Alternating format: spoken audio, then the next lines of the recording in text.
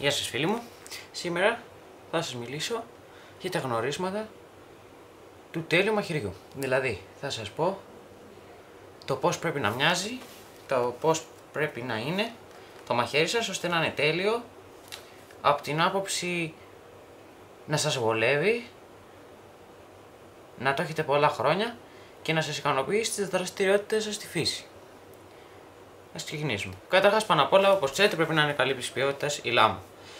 Τέλειας ποιότητας είναι τα μέταλλα, τα ατσάλια βασικά 420 και 440. Επίσης έχω ακούσει ότι τέλεια ποιότητα είναι και το 1095. Δεν ξέρω, δεν δεσμεύομαι για το 1095, έτσι έχω ακούσει. Είμαι σίγουρος ότι κακά ατσάλια είναι το 316. Είμαι σίγουρος, έχω προσπαθήσει να φτιάξω μαχαίρι από 316 μέταλλο, έχει αποτύχει.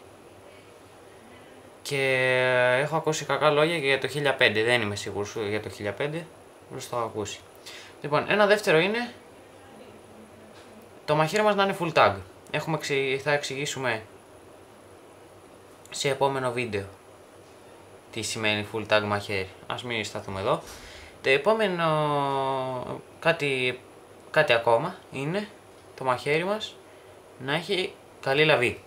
Για παράδειγμα, για μένα πολύ καλή λαβή είναι αυτή εδώ. Είναι ξύλο πολύ καλής ποιότητας.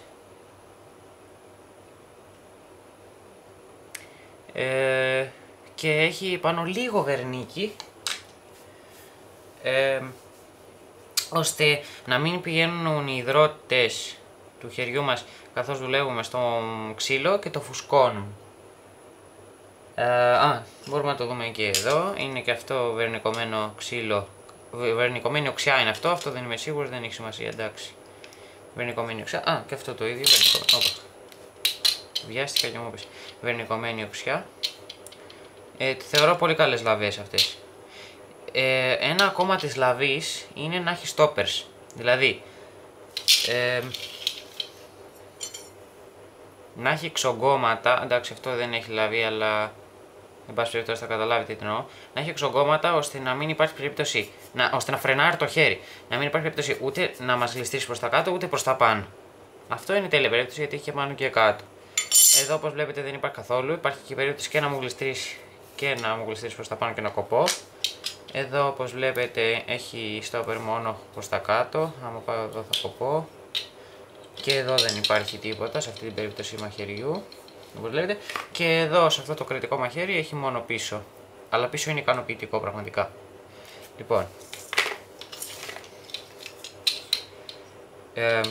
Αλλά ας αφήσουμε στην άκρη του σουγιάδες γιατί σε αυτό το βίντεο δεν μιλάμε για σουγιά.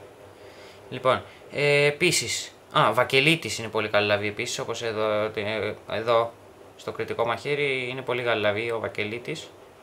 Μ' αρέσει. Αν και σπάει. Έχει αυτό το λάτωμα, μου είχε πέσει μια φορά έτσι και έσπασε λίγο. Αλλά εντάξει, με τη λίμα λίγο που το έτριψα, έγινε αμέσως μια χαρά. Λοιπόν, επίσης, να έχει σφυρί από κάτω. Τι εννοούμε? Όπως είναι full tag και έχει την λάμα μέσα, η λαβή. Από κάτω να περισσεύει λίγη λάμα ώστε να χρησιμεύσει σαν σφυρί αν το χρειαστούμε. Και εδώ μόλις βάλω λαβή κάποια στιγμή θα μπει εδώ και όλο αυτό θα μείνει από έξω, έτσι ώστε να χρησιμεύσει σαν σφυρί. Εδώ πέρα εντάξει δεν υπάρχει, αλλά επειδή είναι βαρύ και έχει μεγάλη επιφάνεια μπορεί να χρησιμεύσει σε μια εκτακτή ανάγκη. Κάτι ακόμα, δεν πρέπει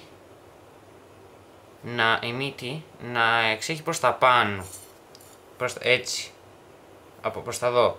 Καλό είναι να είναι ίσια, γιατί θα σας εξηγήσω τι εννοώ με λεπτομέρεια, γιατί έτσι δεν μπορούμε να καρφώσουμε, είτε στο έτσι είτε στο έτσι. Δεν μπορούμε να καρφώσουμε όταν η μύτη είναι προς τα πάνω. Εδώ βλέπετε τα έχω φτιάξει όλα μου τα μαχαίρια, γιατί με βολεύει να είναι έτσι προς τα κάτω. Τα έχω κόψει όλα. Θα σας δείξω πολλά πράγματα. Να και εδώ, ο πινελ που ήταν έτσι τον έκοψα. Ακόμη και αυτό το πάρα πολύ μικρό. Να, θα σας δείξω εδώ τι εννοώ. Ο πινελ αυτόν που δεν τον έχω φτιάξει είναι προς τα πάνω. Η μύτη του. Ας αφήσουμε αυτά γιατί μας μπερδεύουν σε αυτό το παράδειγμα. Είναι προς τα πάνω. Και εδώ καλό παράδειγμα. Κοιτάει προς τα πάνω η μύτη. Ίσως αν το ζωγράφιζε να καταλαβαίνετε. Ας πούμε ότι εδώ είναι η λαβή. Και ότι εδώ είναι το τελείωμά της. Και ας πούμε ότι εδώ τελειώνει η λαβή. Και έχει και ένα λίγο σφυρί από πάνω. Από κάτω, συγγνώμη. Λοιπόν, όπως είναι εδώ η λάμα, να πηγαίνει έτσι.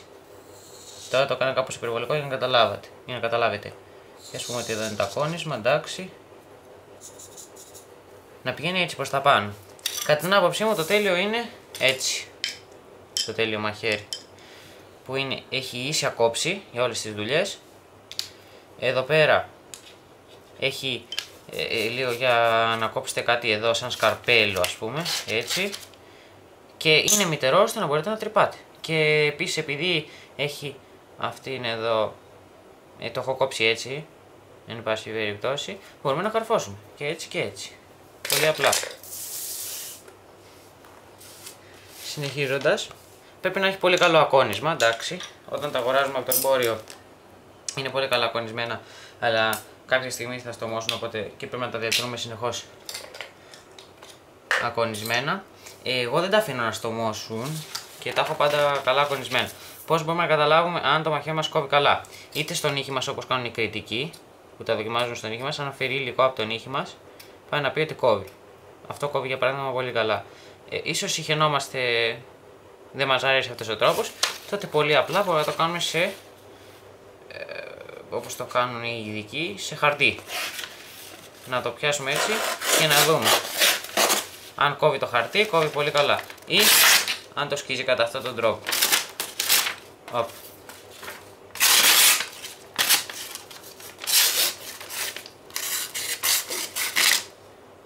Εν πάση περιπτώσει, αυτό είναι λίγο στομωμένο γιατί βλέπετε το κατέστρεψε το χαρτί, να πρέπει απλώς να το σκίσει. Αυτό εδώ έχει ακονιστεί πριονοτά, δηλαδή έχει γίνει σαν πριόνι κάτω. Παρ' όλα αυτά κόβει καλά, αλλά και πάλι είναι λάθος το ακονισμά του. Αυτός κόβει πολύ ωραία, βλέπετε. Είναι παράδειγμα τέλειου ακονίσματος. Συνεχίζοντας, να τα αφήσουμε αυτά στην άκρη. Εντάξει, κάτι που έχει σημασία αλλά δεν είναι απαραίτητο και είναι σχετικό για τη δουλειά σας στη φύση, γιατί άλλος μπορεί να θέλει έτσι, άλλος μπορεί να θέλει αλλιώς. Τέλος πάντων, θα σας το πω εγώ, να είναι χοντρό, έτσι ώστε να μην σπάει. Αλλά εντάξει, αν θέλετε, να, εδώ για παράδειγμα αυτό είναι πολύ χοντρό, είναι καλό, γερό, αντέχει. Εντάξει, βέβαια άμα θέλετε κάποιο πολύ μικρό, θα πάρετε πολύ μικρό, έτσι, δεν είναι ανάγκη να το πάρετε μόνο για, επειδή το λέει ένας κανόνας. Λοιπόν, αυτό είναι 4 χιλιοστά για ενημερωτικά, αυτό είναι 2 χιλιοστά, αυτό είναι 2,5, αυτό είναι 1,5 και αυτό είναι 1 με 1,5, δεν θυμάμαι ακριβώς. Λοιπόν, αλλά αν θέλετε λεπτό, πάρτε λεπτό, εγώ δεν μπορώ να σας το πω αυτό, θα κρίνετε μόνοι σας.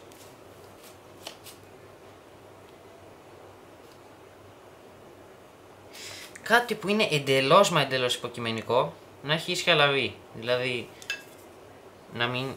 εδώ είναι η ίσια λαβή, εδώ έχει εξογκώματα για τα δάχτυλα. Βλέπετε. Εμένα αυτά δεν με βολεύουν, τα εξογκώματα για τα δάχτυλα, και προτιμώ τέτοια μαχαίρια ίσια. Αυτό είναι εντελώς υποκειμενικό, είναι πως βολεύει τον κάθε άνθρωπο, δεν μπορώ εγώ να σας πω να μην παίρνετε. Λοιπόν, κρίνετε μόνοι σας αυτή την περίπτωση, εγώ απλώς σας το λέω, εντάξει. Και το πόσο παχιά είναι.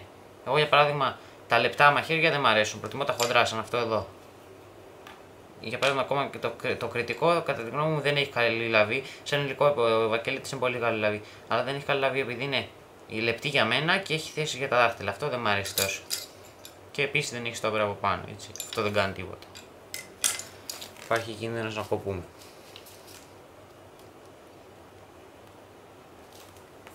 Εντάξει, τώρα δεν έχω κανένα παράδειγμα να σας δείξω για θήκη.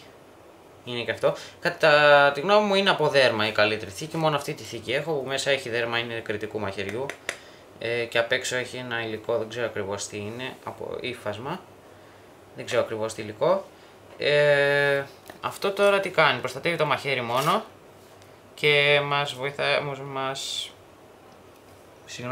μας προφυλάσσει στο να μην κοπούμε. Δεν έχει κάποιο λουράκι, κάποιο σκηνάκι, ώστε να το κρεμάμε στη ζώνη μας και το θεωρώ λάθος.